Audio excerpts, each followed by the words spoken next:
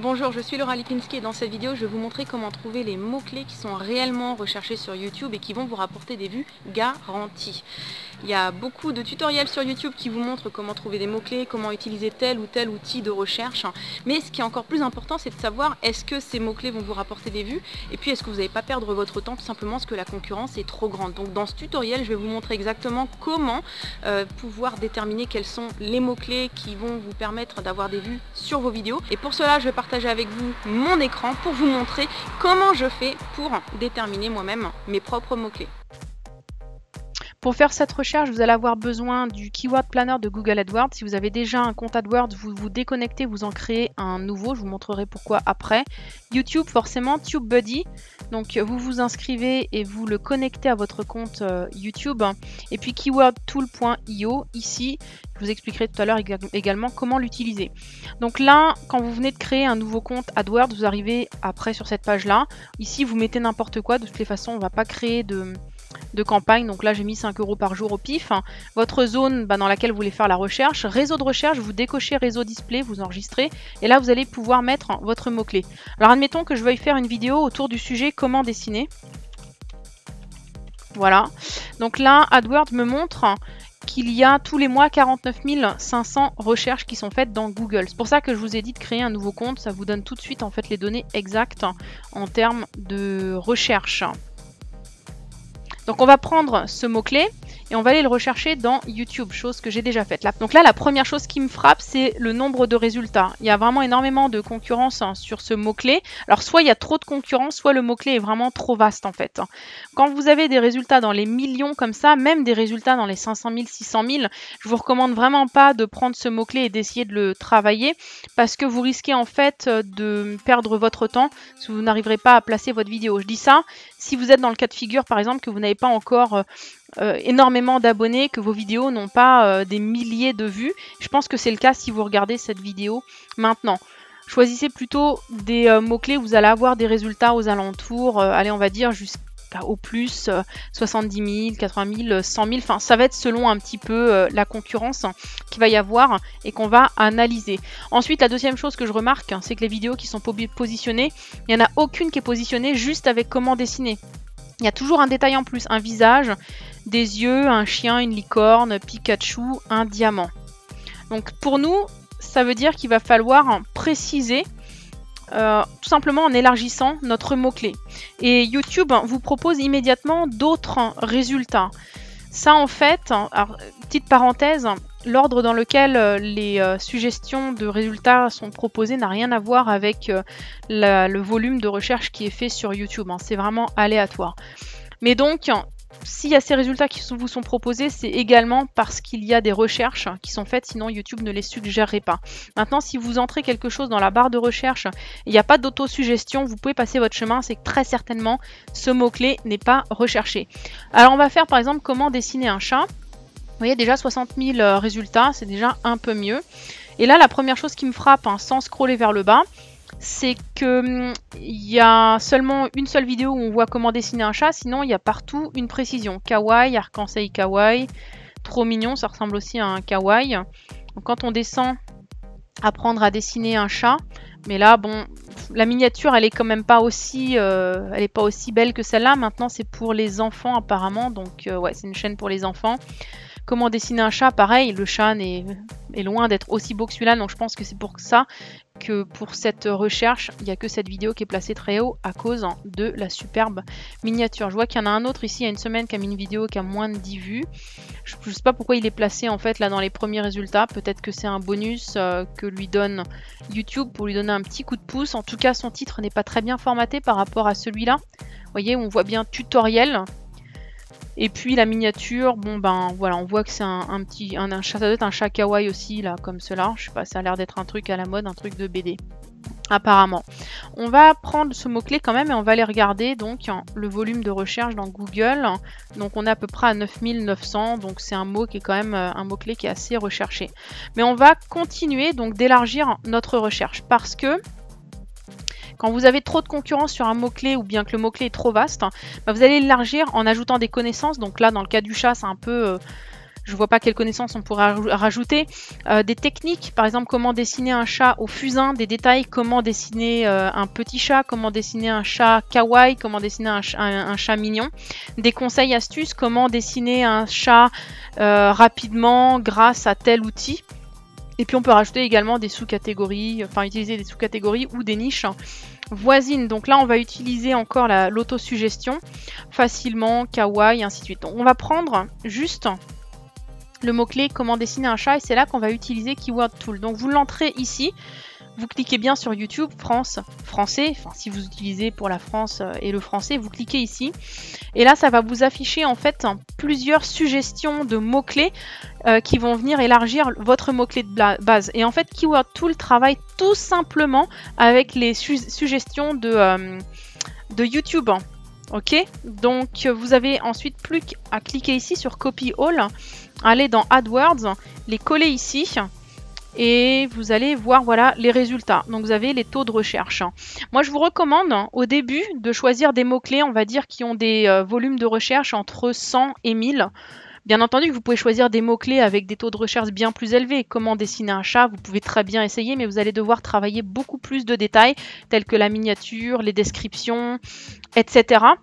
Donc si vous voulez vous simplifier la tâche au début, choisissez vraiment des volumes entre 100 et 1000 parce que votre objectif premier, ça doit être de placer un maximum de vidéos dans les top positions de YouTube, donc dans les résultats de recherche pour les mots-clés que vous aurez choisis. Donc là, on a comment dessiner un château fort. Je vois pas trop le rapport avec le chat, peut-être parce que ça commence par chat également. Et comment dessiner un chaton kawaii. Est-ce qu'on a comment dessiner un chat kawaii? Je suppose que oui. Dessiner un chat kawaii. Il est où le résultat? Je vais effacer tous les résultats. Et je vais l'ajouter comme ça, parce que sinon je ne vais pas le voir. Comment dessiner un chat kawaii.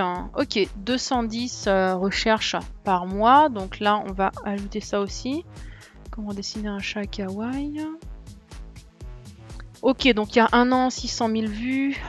4 mois, 31 000 vues. 1 an, 26 000 vues. 4 mois, 12 000 vues. Bon, ça casse pas des barreaux de chaise, mais c'est déjà pas mal hein, en termes de vues. Donc il y a un an, c'est un peu plus ancien quand même. Ici aussi, il y a un an.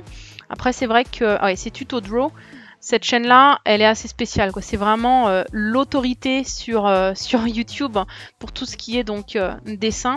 Donc c'est peut-être la raison. Maintenant, si on occulte cette vidéo puis qu'on regarde les autres, donc là on voit il y a un an 26 000 vues, 4 mois 31 000 vues. Il y a quelques mois, donc quand ma chaîne, celle-là, celle d'où je fais la vidéo, avait moins de 200 abonnés et peut-être une moyenne de vues par vidéo, on va dire de 150 vues à 200 vues, j'arrivais déjà à générer à peu près 2000 € de revenus par mois juste par la chaîne YouTube. Donc si vous collectez bien les emails, les contacts des personnes qui regardent vos vidéos et que par derrière vous avez quelque chose à leur proposer, peu importe ce que c'est, que ce soit un produit en affilié, que ce soit une formation, que ce soit des outils pour faire du dessin, vous pouvez vraiment avec ce nombre de vues, vous pouvez réaliser des revenus assez intéressants. D'accord? Donc là, on a vu déjà comment sélectionner son mot-clé par rapport donc au nombre de résultats, par rapport au titre, donc regardez un petit peu quel type de vidéos sont placées dans les premières positions. Et maintenant, il y a une autre chose à laquelle vous allez faire attention. On va faire comment dessiner une table. Donc là, 23 000 résultats à peu près. Et ce qui me frappe immédiatement, c'est qu'on n'a que des anciens résultats. 2 ans, 6 ans, 2 ans, 3 ans, 4 ans.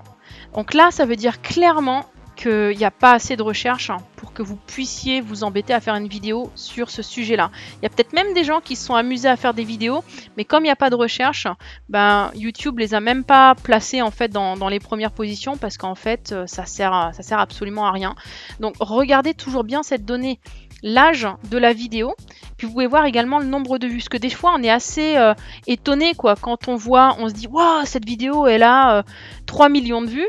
Mais quand on regarde, on se dit, ah bah ouais, mais bon, elle a 3 ans, 4 ans, 5 ans, 6 ans.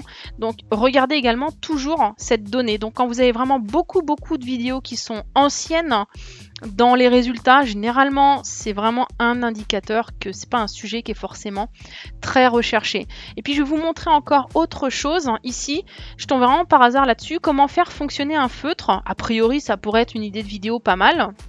Donc il y a 4 ans, 14 000 vues. Franchement, ça casse pas des barreaux de chaise.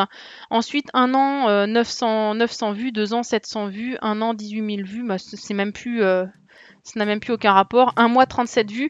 Donc là, vous voyez ce que je viens de vous expliquer. Comme quoi, quand il y a des vidéos assez anciennes qui sont dans les premières positions, ça veut dire que généralement, c'est pas très recherché. Bah, vous avez la preuve ici, quoi. Il y en a qui se sont embêtés à faire des vidéos.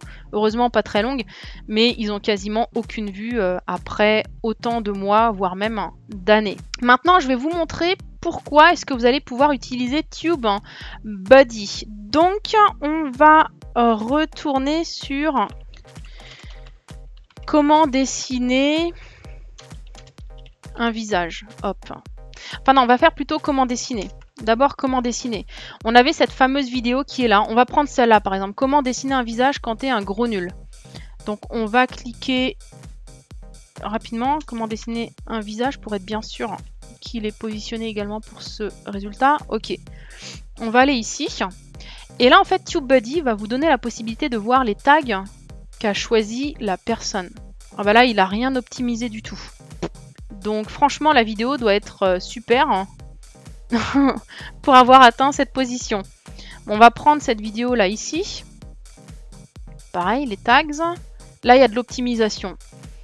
Alors, on avait vu qu'il était positionné pour comment dessiner tout court. Et là, quand on regarde ces tags, nulle part, on voit comment dessiner. Ça veut dire que la personne qui a fait cette vidéo à la base n'avait pas du tout l'intention d'être positionnée pour comment dessiner, mais voulait être positionnée pour comment dessiner un visage, dessiner une fille, dessiner une tête, comment dessiner un portrait, et ainsi de suite.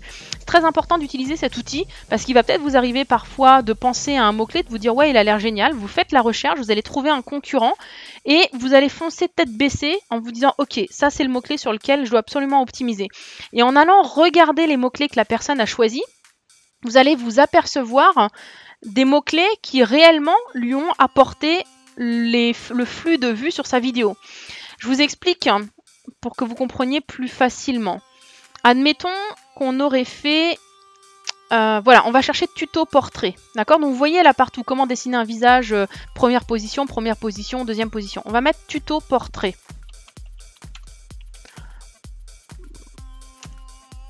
Tuto portrait. Admettons que voilà, je me dis, ah, ça c'est un super mot-clé, je vais faire une vidéo là-dessus. Alors, elle était où la fameuse vidéo là? C'était laquelle?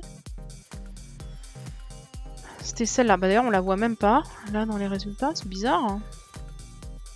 Ah si, pardon, c'est moi qui est bigleuse. Donc, admettons, vous dites, ouais, tuto portrait, ça, c'est un super sujet.